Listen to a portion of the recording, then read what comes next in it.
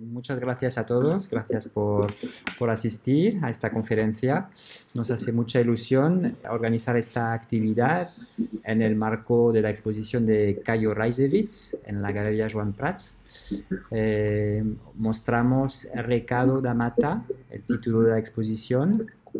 Es la cuarta exposición de Cayo en la galería y nos hace una ilusión especial a pesar de las circunstancias haber podido organizar esta muestra que ha quedado estupenda y es un placer poder reunirnos, aunque fuese de esta manera virtual, para poder hablar un poquito en torno a la muestra, ¿no? Entonces vamos a presentar brevemente los asistentes. Cayo Reisewitz está aquí conectado con nosotros desde Sao Paulo. Cayo, como sabéis, es artista, fotógrafo, tiene ya una carrera muy larga en el campo de la fotografía, pero no solo, del vídeo también. Y destacamos algunas de sus exposiciones, entre ellas en ICP en Nueva York, Wis Marcel en Ámsterdam, y para solo mencionar algunas, ¿no? Y participación en muchas muestras internacionales, y anunciamos también la participación de Cayo en la Bienal de Sydney, que será en breve, ¿no? Otro participante que estamos muy agradecidos de recibir, Paula Alzugaray, que es crítica de arte, comisaria, editora de la revista Select y pues que ha participado en distintas muestras, las cuales podemos mencionar en Sao Paulo en la universidad, en el Louvre Barcelona y además en otros espacios, bueno, como el Centro Georges Pompidou y la Galería Angels de Barcelona. Así que muchas gracias, Paola. Completaremos luego, si queréis, un poco la parte biográfica, si queréis añadir alguna cosa. Tenemos a Orlando, que nos está escuchando también. Orlando, y que participará, Orlando Maneschi. Bienvenido, Orlando. Y es de Brasil, nacido en Belén. Es profesor, comisario y artista, y pues comprometido con la Universidad de Arte de la UFPA. Muy bien, pues sus campos de interés son el arte brasileño y la sociomuseología. Esto es por la breve introducción. Sin más, agradeceros una vez más por la participación. Hablaremos en castellano, portugués, un poco una mezcla, lo que os venga más cómodo. Estamos grabando la sesión, se podrá ver después. Y agradezco a los que no hablan si podéis desconectar vuestros micrófonos, que haya menos interferencias a la hora de poder, para el confort de la escucha, digamos. Y pues sin más, pasamos la palabra a Caio, que nos hará una presentación de la muestra. Então, boa tarde a todos. Primeiramente, eu queria agradecer ao incrível trabalho que a Galeria Juan Prats está fazendo comigo desde no meio do ano passado, quase há um ano que estamos trabalhando nesse projeto.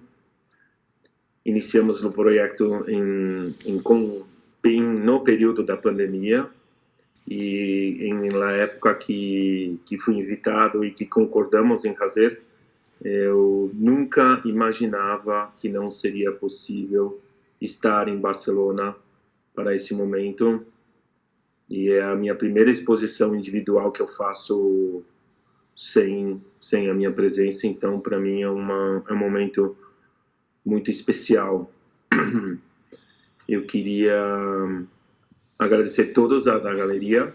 Eu queria agradecer a Paula Zugaray por ter aceitado o convite para estar aqui nessa mesa. A Paula é além de uma excelente curadora, uma pessoa que escreve muito bem sobre a arte contemporânea.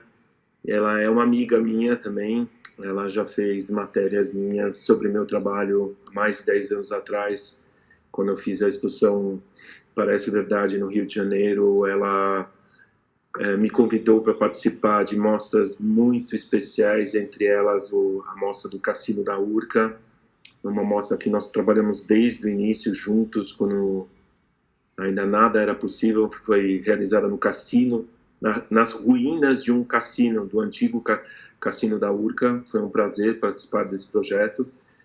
Entre outras coisas, eu quero muito agradecer o Orlando de estar aqui presente. O Orlando é meu companheiro na arte há mais de 20 anos, assim, como trajetória, já participei de exposições com o Orlando há 20 anos atrás. Enfim, eu sempre acompanho ele e ele sempre me acompanha. Isso tornou muito, muito bom ele estar aqui presente, porque ele conhece e acompanha a minha obra há muito, muito tempo. Praticamente toda vez que eu passo pela Amazônia, eu passo por Belém do Pará e, inevitavelmente, eu encontro o Orlando, que segue em Belém do Pará, firme e forte, defendendo a universidade dele, com todas as dificuldades que nós temos nesse Brasil atual. Eu queria também mencionar o nome do meu galerista Juan de Muga, que se foi e que fazia parte de toda a história que eu construí com essa galeria em Barcelona, e que agora há muitos, muitos anos já acompanho toda a história com Patrícia, com Olivier, com Marta, com todos. E não poderia deixar de falar que essa semana nós brasileiros alcançamos um número superior a 400 mil mortos por Covid. Então, eu queria aqui mencionar, hoje eu fiz uma pesquisa e o número de mortos corresponde a 12,6% de todos os mortos de Covid no mundo. Logicamente, o Brasil é um país de tamanho continental, mas isso não pode deixar de ser esquecido. E para iniciar minha fala, eu vou agora aqui compartilhar a minha tela. Eu montei esse PDF rápido para não prorrogar muito no tempo, sobre o que nós estamos falando. Então, eu quero começar com a Bienal de São Paulo. Em 2004, antes de 2004, em 2003, eu participei de uma exposição no Itaú Cultural, em São Paulo, que chamava Arte e Cultura, Arte e Política, com curadoria da Cia Amaral. E a partir dessa exposição eu fui convidado para representar o Brasil na Bienal de São Paulo. Naquela época, a Bienal de São Paulo funcionava nos moldes de como a Bienal de Veneza ainda funciona, com representações nacionais. Então, eu, estando em São Paulo, sendo de São Paulo, estava representando o Brasil. E essa fotografia é um acaso de uma volta de viagem das praias, e que eu localizei essa fumaça muito estranha e fotografei da estrada essa fumaça muito estranha, e depois eu fotografei esse fogo. Logo depois eu fui convidado. Esse já é um trabalho da Bienal de São Paulo, que tinha a proposta, assim, se for para falar rapidamente, de retratar as paisagens intactas e as paisagens modificadas pela ação do homem. Então, é uma coisa que me concentra muito, muito tempo, a representação da paisagem brasileira. Aqui, no caso, a Serra do Cipó, que também numa viagem, a Serra do Cipó em Minas Gerais, numa viagem passando, numa época de seca, eu registrei essa foto e estava lá na Bienal. Essa é outra foto, chama Taubaté. A foto Taubaté eu tirei em Taubaté e mostra também um campo completamente desmatado, com gado e com poucos eucaliptos, que são árvores plantadas posteriormente. Aqui é um pequeno folder da Bienal São Paulo. Aqui é alguma imagem no espaço expositivo. Na época eu nem me concentrava. Esta Bienal eu participei junto com Thomas Struth, e essa era a assistente dele, a Catarina. Posteriormente eu fui fazer uma viagem com Thomas Struth e fui trabalhar de assistente. Enfim, o Thomas Struth e o Andreas Gursky foram pessoas que passaram por São Paulo e influenciaram muito a minha trajetória. Aqui, logo depois, eu fui convidada para representar o Brasil na Foto Espanha, e o tema era natureza, e o meu projeto chamava Reforma Agrária. Na Reforma Agrária, eu tentei fazer uma pesquisa mais profunda sobre a ação do homem na natureza. Por exemplo, isso é uma plantação de cana-de-açúcar, uma monocultura no interior de São Paulo. Aqui mais uma parte da impressa. Aqui, por coincidência, a contracapa do projeto da Reforma Agrária. Essa é uma foto documental, não é uma foto minha, é uma foto do Museu da Imigração Japonesa. E aqui eu queria falar um pouco sobre a minha primeira exposição na Galeria Juan Prats, que se chamava Assim se Criam Realidades, e teve um texto do Horácio Fernandes, que foi meu curador, junto com a Virginia Torrente, no Foto Espanha de 2006. Essas foram fotografias que eu fiz no campo, aqui em São Paulo. Essa é uma das fotografias que está hoje sendo apresentada na exposição atual. Então, para colocar que já naquela época eu sempre prestava atenção na forma como a natureza era desconstruída, né? E construída, por sua vez, novamente, com necessidades. No caso da reforma agrária, são, como todos sabem, são poucas pessoas no Brasil que têm muita terra e muitas pessoas que não têm nenhuma terra. Então, por isso, a reforma agrária, que é tão penosa e tão difícil de ser realizada.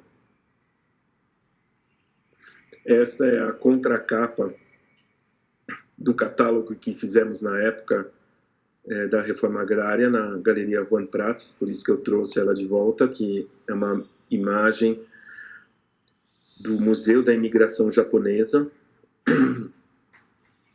para mostrar a potência da árvore e o homem desbravando a natureza. Essa é uma Qual é o nome dessa árvore? Você sabe, Caio? Não sei, mas dá para se aprofundar. Você vê pelas raízes, eu acho que dá para se aprofundar. Essa é uma foto que eu usei para uma palestra no ano passado, durante a Art Basel, com a minha galeria brasileira, Luciana Brito, que mostra é uma foto da revista Manchete, que era uma revista que, antes da televisão, era uma revista que informava, em geral, tudo, né? Ações do governo até moda, e era o começo do governo militar. E aí, no caso, eles estavam querendo mostrar o progresso do Brasil, o desbravamento da Amazônia, com a construção da rodovia Belém-Brasília, a Transamazônica. Eu acho essa foto muito impactante. E aqui, assim, para resumir, Ricardo da Mata, ele é um resumo de um raciocínio que eu já venho realizando há uns 2, 3 anos atrás, que envolve também um projeto que o Ian, que está aqui presente, estava envolvido, que foi o livro... Como que se chama o livro, Cassandra? Já me veio o nome. Que veio em encontro às queimadas que começaram a ocorrer em 2019 na região central, perto do Amazonas, na parte mais sul do Amazonas, e até causou uma nuvem negra sobre São Paulo. O nome do livro é Altamira. Altamira, sim. O projeto fala sobre a construção de Belo Monte e suas consequências. Essa é uma carta antiga que eu achei no Brasil, sobre os rios, que toda a distribuição dos povos, além do litoral, que o Brasil foi colonizado muito no litoral, que determinaram a distribuição, onde as pessoas foram morar à beira dos rios, né? Esta é uma foto que está no livro Altamira e que foi apresentada pela Galeria Juan Prats junto com o centro, junto com a Fundação De Pietri e junto com o Centre de la Photographie de Geneve, na Art Geneve, ainda no ano passado, ainda antes da pandemia. Isso é um exemplo das minhas colagens. Desde 2010 eu trabalho com colagens e essas colagens vão reverberando em várias vertentes. Essa é uma colagem com várias igrejas católicas colonizadoras. Essa é a obra Joaçaba, que está presente na galeria, uma obra que, se você aproximar, tem muitos detalhes da cidade de São Paulo. Em primeiro instante, você não vê que é uma colagem, mas depois você vai descobrindo. Aqui em cima tem Goiânia de ponta cabeça, enfim. É a minha primeira colagem em escala grande. E essas são as últimas séries que eu fiz. Eu queria até agradecer a colaboração da Galeria Vendana Pinheiro de Paris e a Galeria Luciana Brito, que cederam obras para essa exposição. Esse é um projeto que vem ao encontro da história da natureza e da colonização, e em especial do governo de Brasília tentando interferir nesse progresso. Agora, ainda mais do que nunca, né?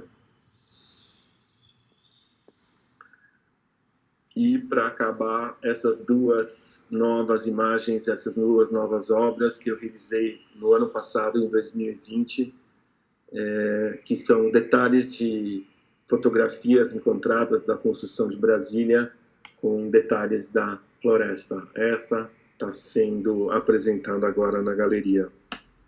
Então, eu queria encerrar assim brevemente, porque para dar tempo para todo mundo. Muito obrigado.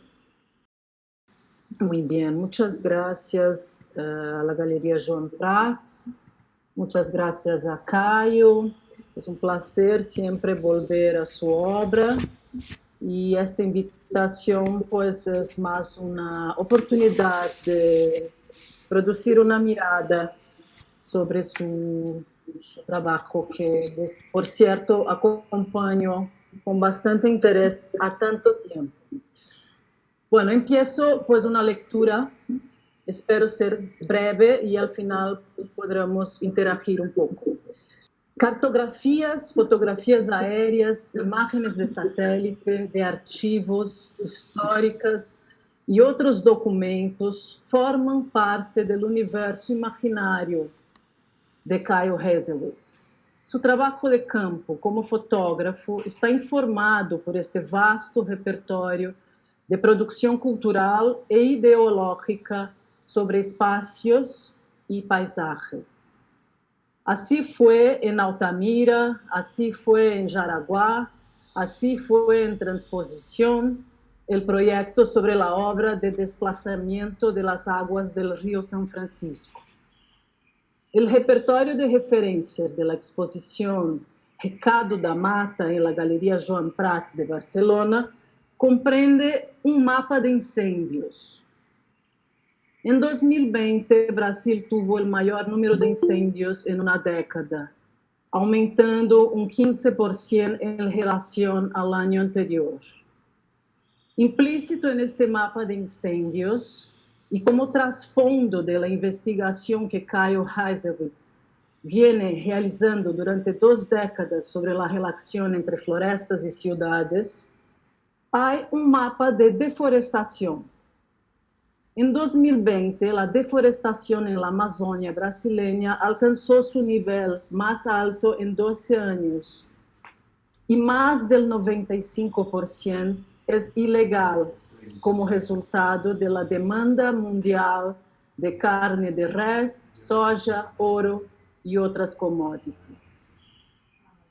También es posible intuir un mapa de la desigualdad social en la base de los trabajos de Caio, especialmente en Quipioca, un fotocolaje de 2017 en el que el verde de la mata es atravesado por espectros de la arquitectura del Palacio del Planalto, la sede del gobierno federal, una fachada de edificio moderno y una casa periférica. Fragmentos esos que resaltan abismos sociales. La actual distopía brasileña se expresa en datos de salud pública y saneamiento básico, recopilados incluso antes de la crisis del coronavirus, que muestran que entre los 10 municipios brasileños menos atendidos por servicios urbanos de agua, hay 3 capitales de la región norte, Porto Velho, Macapá y Rio Branco. El nonsense es que las 3 regiones más carentes de agua pertenecen a la Amazonia, donde se encuentra una quinta parte de la reserva de agua potable del planeta y el 45% de todas las aguas subterráneas de Brasil. Aunque la figura humana no siempre es discernible en las obras de Caio Heisewitz, la interferencia del hombre sobre el paisaje natural está informada por su fotografía. Los mapas de incendios, deforestación y desigualdad están incrustados en la construcción de imágenes. La cicatriz en el bosque para la construcción de la carretera, la basura y el humo nos dicen que la obra de Caio se trata de conflicto, se trata de crisis social. Conflictos de intereses, de visiones de la Amazonia, de visiones del mundo. La mirada de los gobiernos democráticos que repite la visión de la dictadura militar, que repite la visión del colonizador. Visiones en conflicto con las cosmovisiones de los pueblos originarios. Se habla del fin del mundo. En 2008, cuando los antropólogos Eduardo Viveiros de Castro y Débora Danowski escribían sobre el miedo al fin y se preguntaban si había mundo por venir, Heisewitz reflexionaba sobre las tensiones sociopolíticas que actúan sobre la naturaleza. En fotografías de pastos, ganados, campos de golf, campos arados y campamentos de pueblos sin tierra, el artista preguntaba cómo se construyen realidades. Incluso la floresta es una realidad construida. Se dice que cuando llegaron las carabelas por aquí, la floresta amazónica tenía más de 20.000 millones de árboles. Pero no se trataba de una naturaleza intacta. La selva era un resultado de la relación armónica y simbiótica entre las sociedades originales con la tierra y el cosmos. La Amazonia es un ejemplo vivo del poder que se puede generar a partir de la integración entre la naturaleza y la humanidad. La floresta como el mayor monumento jamás producido por la civilización. Nada que ver con la ocupación irregular y exploratoria que estamos presenciando en la región, que se infiltra clandestinamente como el racimo de rascacielos que se esconden entre el follaje en el fotomontaje Joaçaba. En 2010, el año en que Caio Heisewitz realizó Joaçaba, el censo demográfico brasileño había registrado un crecimiento poblacional del 20% en la Amazonia legal en 10 años, mientras que el mismo periodo el promedio nacional había sido algo más del 1%. Hoy contamos un 20% de la selva destruida y la Amazonia se acerca a un punto irreversible. Se nos advierte que un aumento de más del 5% en el nivel de deforestación puede desencadenar una retracción forestal.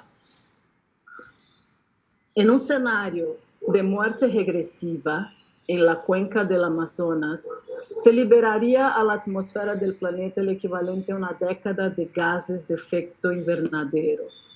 El bosque perdería su capacidad de absorber miles de millones de toneladas de dióxido de carbono, dañando los ciclos hidrológicos, la evapotranspiración y las corrientes oceánicas. El colapso ambiental nos llevaría al colapso hidroeléctrico agroindustrial y las catastróficas consecuencias sociales de una economía de mercado desenfrenada. Pérdida de diversidad, caída del nivel freático, ciudades inhabitables, fin de la sociabilidad, fin del mundo. En la cumbre de los líderes climáticos organizada la semana pasada por Estados Unidos, advirtieron que solo evitaremos este resultado si alcanzamos la deforestación cero en 2030. ¿Y si en 8 años todo se revirtiera? ¿Y si el bosque cubriera las ciudades? ¿Y si el monumento fuera restaurable? Imaginemos otro mapa, un mapa del mundo en el que Brasil se representa como la mayor superficie del planisferio, mientras que por el contrario, los países del hemisferio norte, que siempre han sido dominantes en la cartografía occidental, prácticamente desaparecieron. No se trata de un mapa imaginario como la mayoría de los elaborados entre los siglos XVII y XVIII por cartógrafos itinerantes que vinieran a buscar imágenes que correspondieran a las descripciones de su paraíso bíblico o sus fantasías mitológicas. Este diseño en el que se expande el territorio brasileño no es una hipótesis, ni la proyección de una fantasía delirante, ufanista, terraplanista, negacionista, como la que nos persigue hoy. Es la proyección visual de datos científicos. Brasil corresponde al área planetaria en la que predominan la luz, el agua y el aire. Y es simplemente el territorio donde se produce y se concentra la mayor cantidad de vida en el planeta. Con la naturaleza como tema central, la fotografía de Caio Hezewitz no se mueve entre nociones conflictivas de paraíso e infierno. Los binarismos no encajan aquí. Caio Hezewitz es un disidente del sistema verdad-mentira, distopía-utopía, naturaleza-cultura. Cuando colaboramos en un proyecto editorial en 2013, él preparó una serie de trabajos para una edición de la revista Select que dedicamos a las visiones del paraíso. Desde un sobrevuelo en las afueras de la ciudad de São Paulo, con sus ocupaciones irregulares en áreas de preservación ambiental, el artista discernió dentro de sus focos de pobreza barrios con nombres paradisíacos, como Cantinho do Céu, Jardim Shangri-La, Eldorado, Vila Califórnia. Las periferias y los paraísos se sumaban en sus fotomontajes. Creo que esta serie de obras podría guardar otra reminiscencia cartográfica.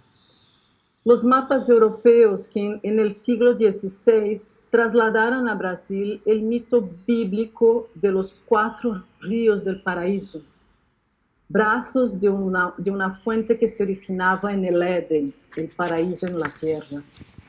Según estos mapas, el llamado Lago do Paraíso se ubicaba en el corazón de Brasil y de él nacían 4 ríos, entre ellos el Amazonas, el Prata y el San Francisco.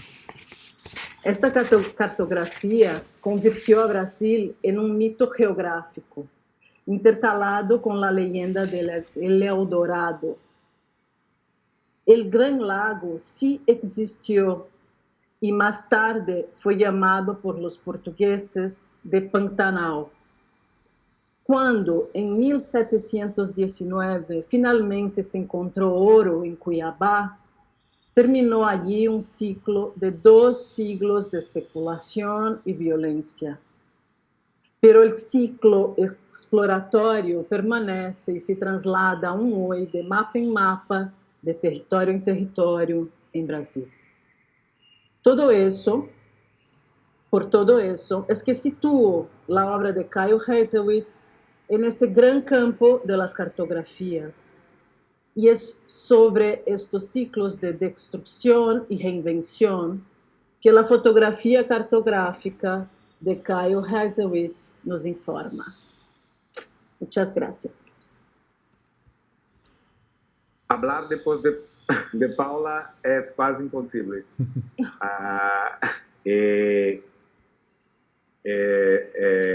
Me encantou sua leitura, sua percepção de Amazônia.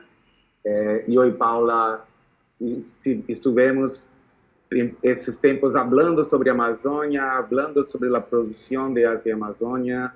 E para mim, toca-me muito a leitura de obra de Caio, porque traz tu compreensão sobre muitos problemas e muitas questões que nos atravessam e que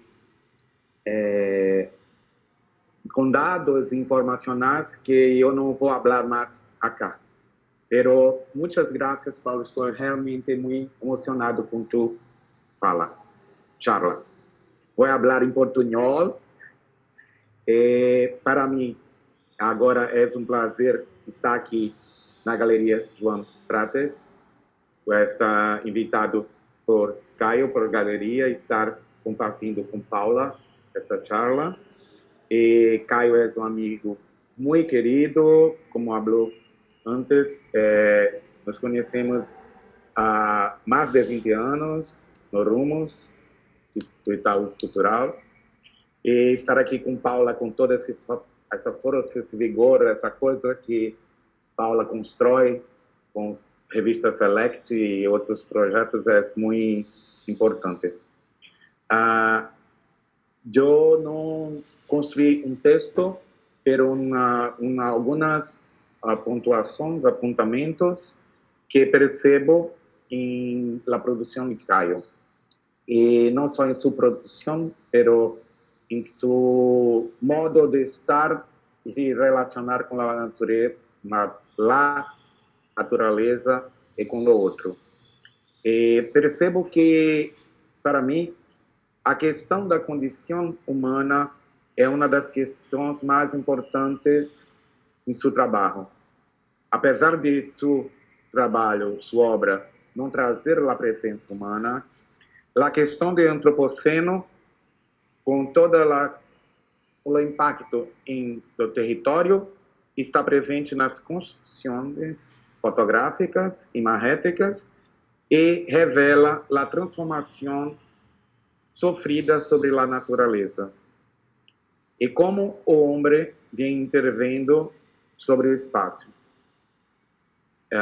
Desde a Bienal de 2004, observo como a questão de agronegócio e a diferença do impacto do neoliberalismo, esta fase mais violenta do capitalismo, se impõe sobre o Brasil.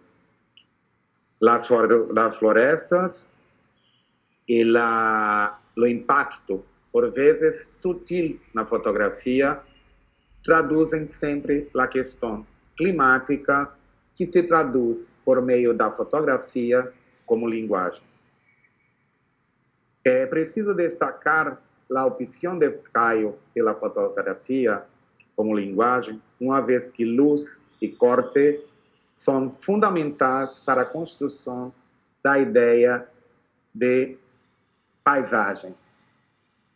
Em suas fotografias, a construção do quadro e a importância da luz é significativa para o discurso que o artista está empreendendo.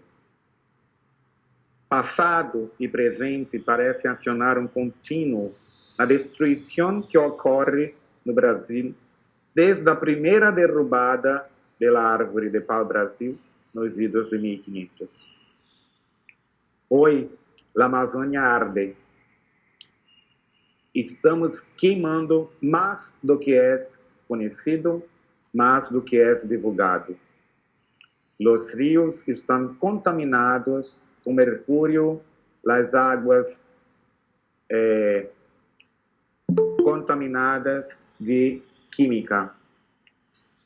Eu entendo que, afinal, o recado da mata de Caio aponta para o grande campo de incêndio que virou o Brasil. Como Caio usa a fotografia como código comum para traduzir a paisagem, que é um conceito humano, para falar da natureza. Eu percebo que Caio traz alguns conceitos acá. Paisagem, que é inventada, a natureza, que é um conceito natural, pelo homem, entendido como natural pelo homem, e a imagem, que é uma busca de captura do real. E Caio subverte hoje a fotografia também com suas colagens. Pero compreendo que a partir da medida do humano, Caio, nas imagens, discute política, permanência, antropoceno, futuro, apagamento, e também, com suas colagens, propõe uma ressignificação da imagem num plano de uma dimensão de alteridade. Para mim, quando miro suas colagens, recorro aos sonhos de Cláudia Andújar, pero de uma forma distópica, Caio revela o pesadelo que estamos mirando neste país.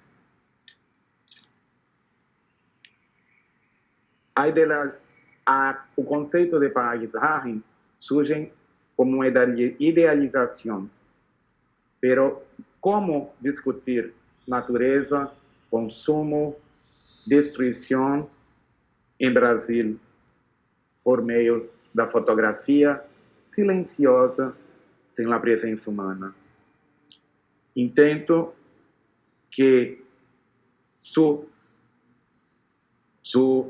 olhar sobre a floresta é um convite a todos para que nós outros aprendamos a nos relacionar com os locais do outro, com os povos da floresta, com os entes da floresta.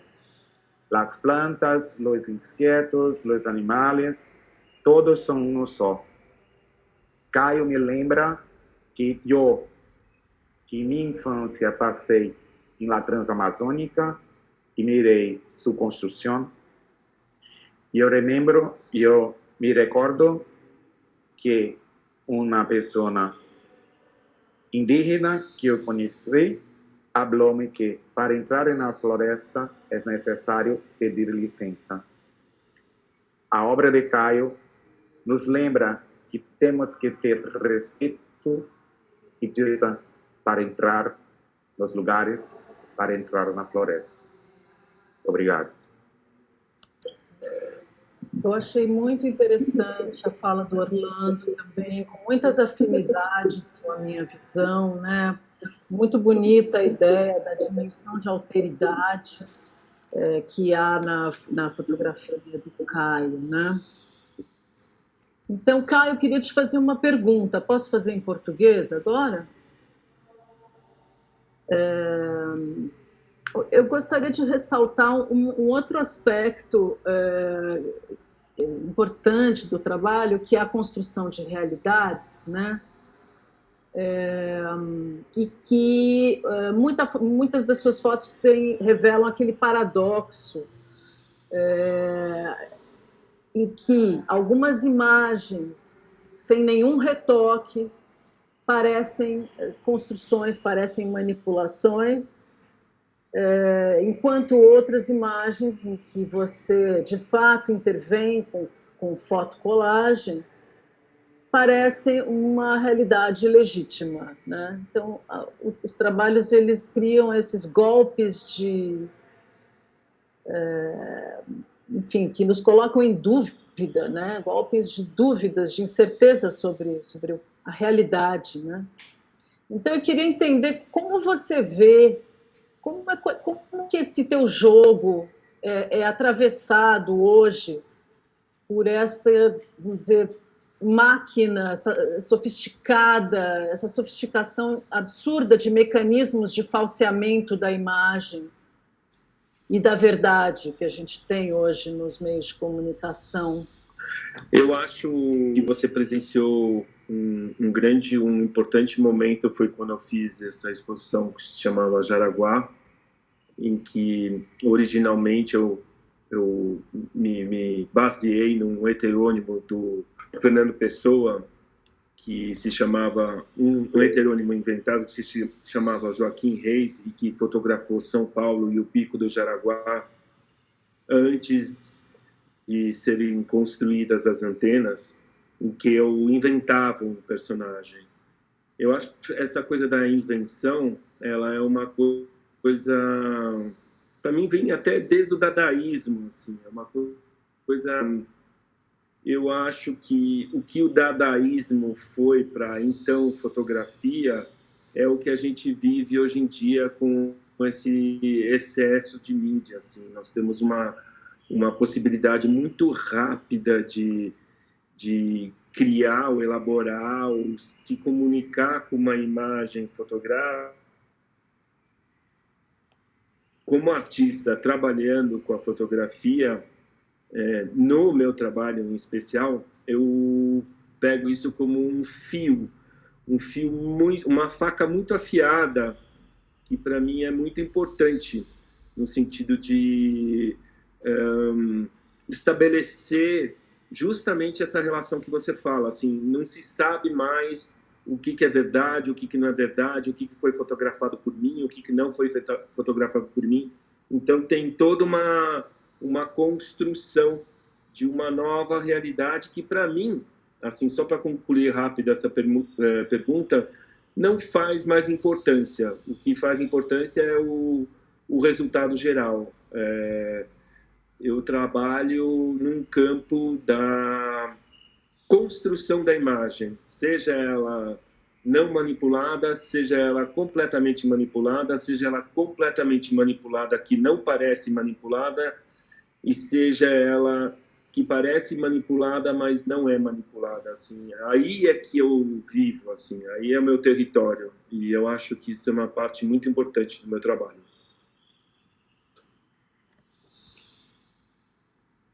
Caio, Paula, eu posso perguntar? Pode, lógico.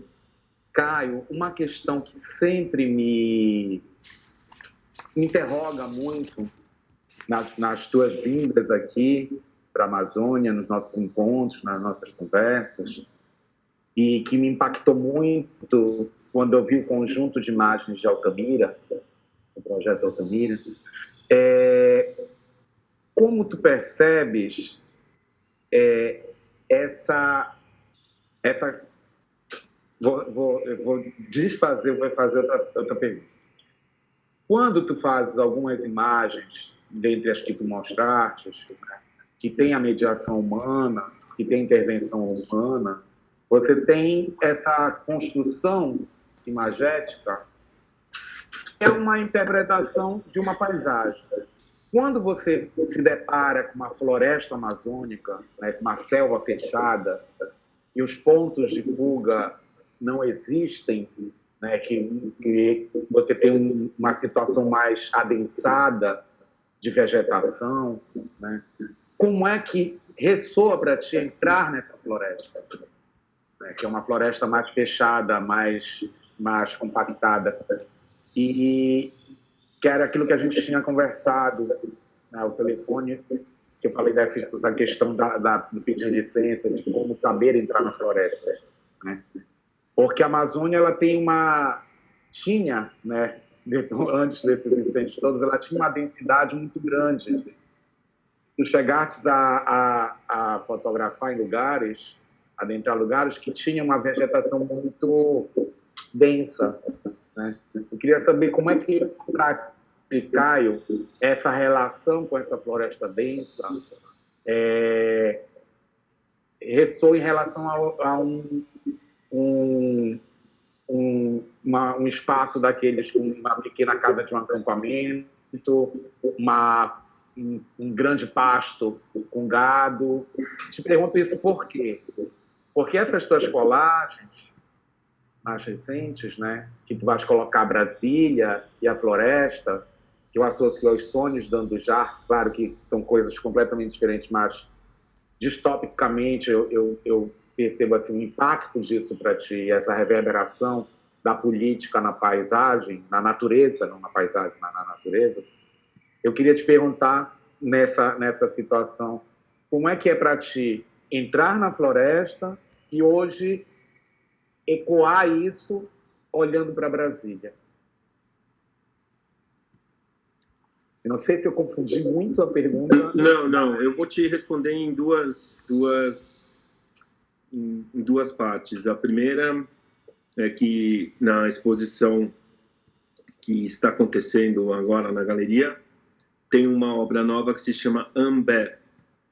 E essa obra é uma conjunção de delírios, de alucinações. Ela é uma fotografia extremamente bidimensional, mas tridimensional. É uma colagem. É uma colagem como não parece uma colagem. No primeiro instante você vê essa imagem e pensa, isso é uma foto de um igarapé, do fundo de um igarapé, e ela é completamente construída. Você já não sabe mais o que é em cima, o que é embaixo, tem o reflexo da água que foi manipulado.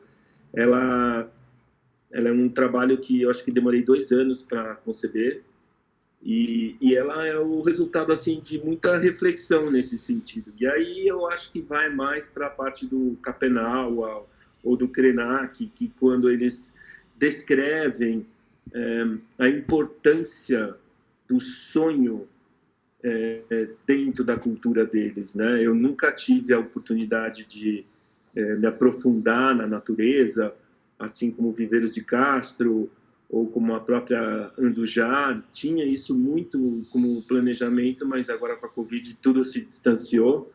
Mas é uma vontade muito grande, mas é para voltar assim muito no delírio, numa coisa que eu estou querendo falar, mas eu não consigo falar, mas que está saindo para mim desse jeito, e que mistura muito também, que eu já comentei em outras ocasiões, com a abertura do filme da Disney de 67, que é o Mowgli, o Menino e o Lobo, The Jungle Book. E essa abertura eu acho que foi o primeiro filme que eu vi no cinema. Lindo filme, bem lembrado. E esse filme, não o filme, a abertura dele se passa à noite. E tem todas aquelas letrinhas, os créditos dos autores da Disney. E a câmera passa muito lenta e tem um som de uma flauta muito suave. Então, acaba numa cachoeira. Então, como isso é uma memória. Foi um filme que eu vi quando criança. Foi o primeiro filme numa sala de cinema.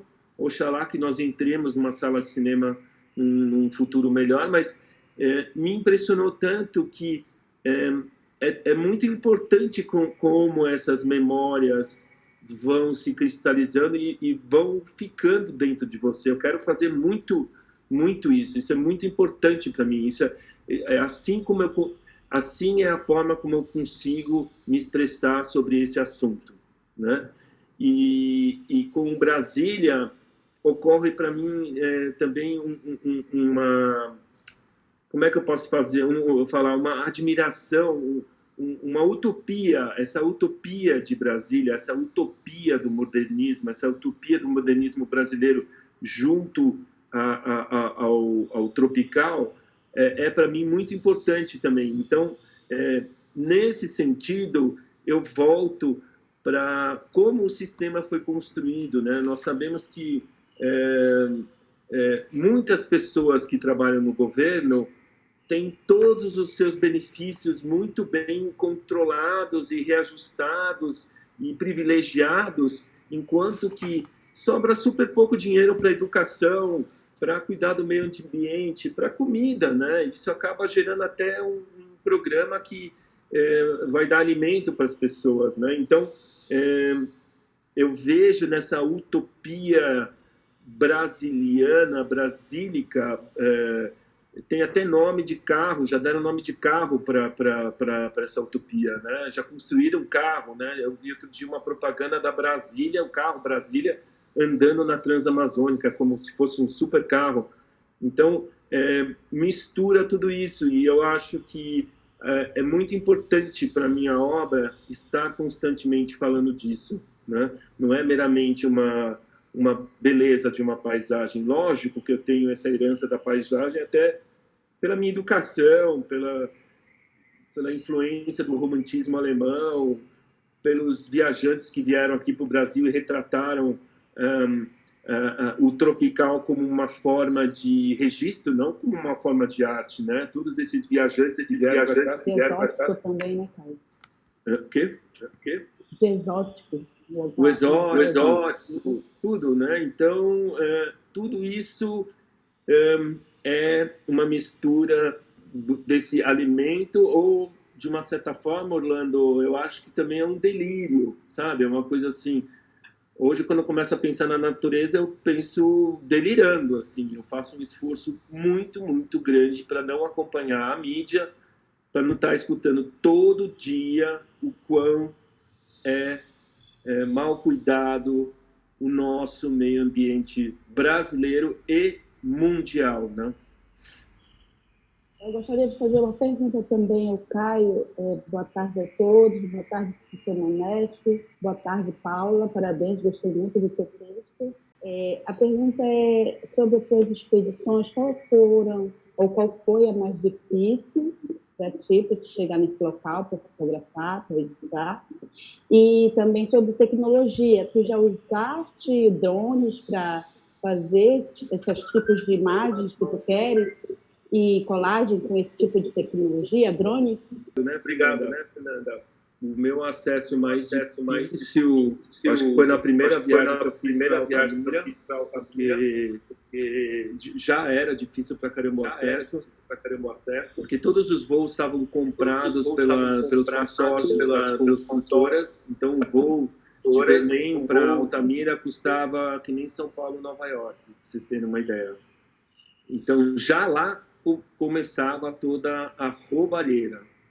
E tudo foi possível depois de um tempo, quando eu descobri que a Azul começou a operar e dava para comprar uma passagem por um preço normal. Ou ter o tempo de viajar 10 dias de barco entre Belém e Altamira. E esse tempo eu não tinha. E chegando lá em Altamira, eu fiquei completamente perplexo. Era uma cidade que estava bombando. Uma água, uma Coca-Cola na padaria custava o mesmo preço que nos Jardins em São Paulo ou em Copacabana no Rio. Era absurdamente barato, tudo estava inflacionado. E toda a comunidade ribeirinha estava saindo do leito dos rios para vir morar na cidade, completamente desorganizado tudo. E quando eu fui fotografar essa série de Altamira, que é essa série vermelha, que foi uma região que eu fui atrás, porque ela iria ser inundada, eu tive que atravessar a construção de Belo Monte, então eram todas pessoas extremamente armadas, com fuzis, né? Assim, um negócio de matar mesmo.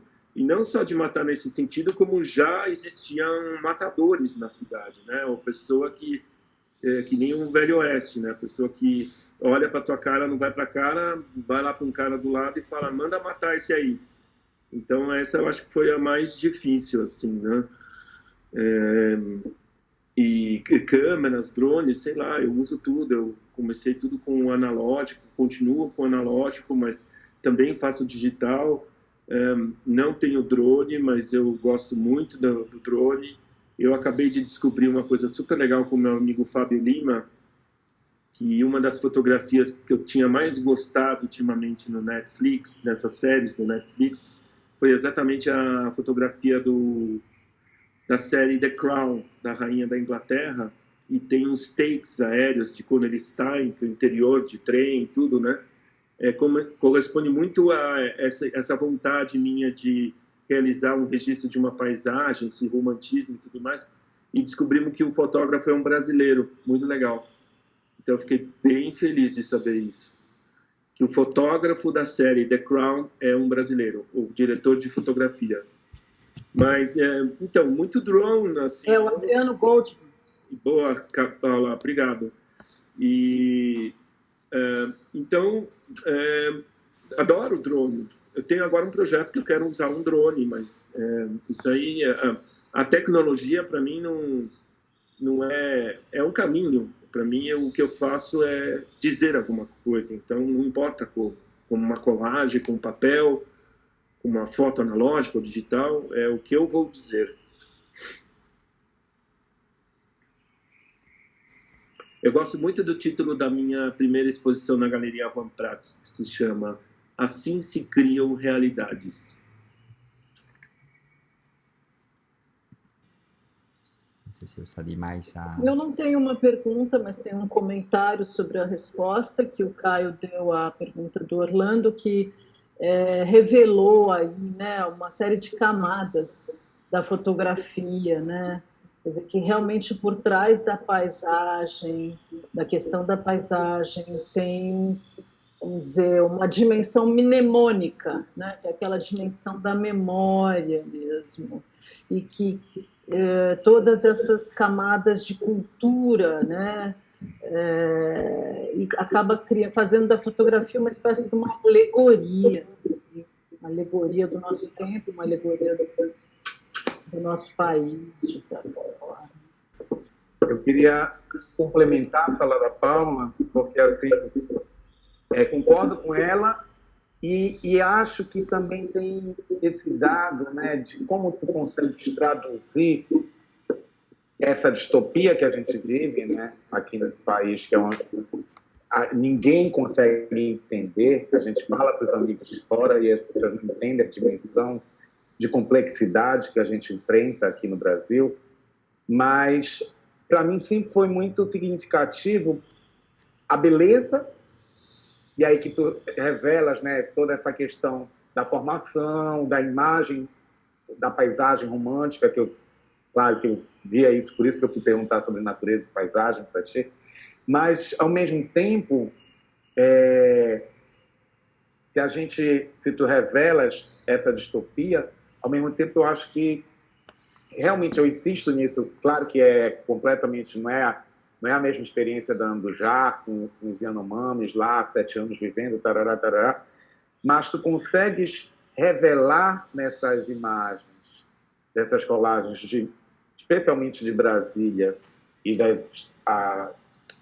em contraposição e sobreposição com a imagem da natureza, uma crítica contundente, ao mesmo tempo, quando fala de delírio, né? Enfim, para mim, que fico estudando xamanismo e lendo Krenak, lendo Schopenhauer, Almires Martins, e das minhas experiências aqui com o Roberto Evangelista, né, que um grande artista, morreu em 2019, mas que era um grande mestre da ayahuasca, como se tu a tua visão é uma visão, mas é uma visão que é para além do sonho, né? Eu lembro do que a Paula falou do texto do Ao Mundo por Vir, né? Do Viveiros de Castro, com a menina que eu esqueci o nome agora, e é quase como se fosse um sonho no meio de um pesadelo, mas querendo sonhar, né? Desejando um porvir aí no seu trabalho. Então, a sensação que eu tenho é como se fosse um sonho em um estado alterado de consciência, desejando uma revolução, né, da natureza, uma revolução verde, uma revolução desses seres, pessoas, plantas, animais, pedras, bichos. E isso me comove muito, sabe, Caio? Porque todas as vezes que tu vinhas aqui, eu ficava pensando, sim, o que é? Né? Cada passo, eu dizia, o que é esse passo? Eu quero entender esse passo. E aí agora tu trazes para a gente, né? Tu revelas para a gente vários índices, várias formas de entrada pelo teu trabalho que só complementam a nossa percepção desse olhar, e que bom que tem um pouco de romantismo, né? Porque a gente precisa acreditar, né? A gente precisa acreditar em alguma saída para o mundo, né? Era só isso que eu queria comentar também, e realmente sinalizar o prazer que eu estou tendo de estar aqui conversando com vocês. O prazer é meu com vocês. É muito legal dividir com você, Paula, com você, Orlando. Eu sabia que eu ia ficar feliz.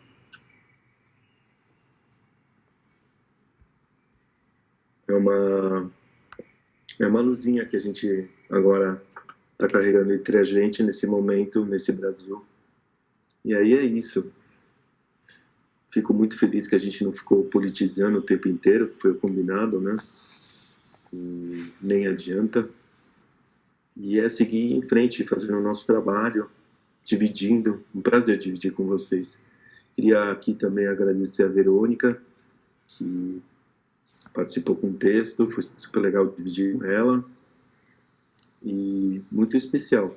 Muito obrigado, Galeria Juan Prats, Marta, Olivier, Patrícia. Olha o Alquemário aí, o Yuck. O Pão da Bola também é muito especial para alimentar toda a energia, para continuar fazendo o trabalho. Adorei você, Fernanda. E o Alejandro está aí quietinho. Eu vou ver ele na semana que vem, a Maru também. Então é isso, gente. Eu queria mandar uma beijoca grande. Eu não estou em São Paulo, estou em Mairiporã, que é perto de São Paulo. Muchas gracias, Caio. Ha sido realmente un encuentro muy, muy bonito y muy... Bueno. André también. Oi, André. Sí. Yo quería compartir un pequeño, una pequeña experiencia vivencial con toda esta exposición y todo el trabajo que hemos desarrollado todos juntos, ¿no? Me llegó durante el mes de enero un libro de una amiga que vive de Sao Paulo, pero que vive en Bélgica, y este libro lo conoceréis, es de Elton Krenak, Ideas para adiar o fin do mundo.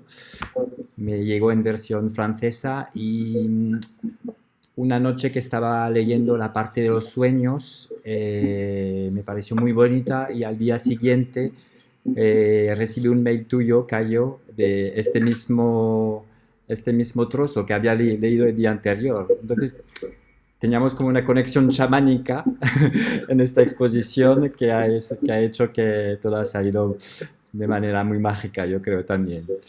Este mismo que tienes tú, Orlando. Pues agradeceros todos una vez más por vuestra participación. Tendremos otra charla el próximo viernes con Moritz Neumüller y Alejandro Castellote, el 7 de mayo a las 7 de la tarde, hora española. Y así que os convido también, si queréis asistir, sería un placer teneros una vez más. Y bueno, muchas gracias a todos.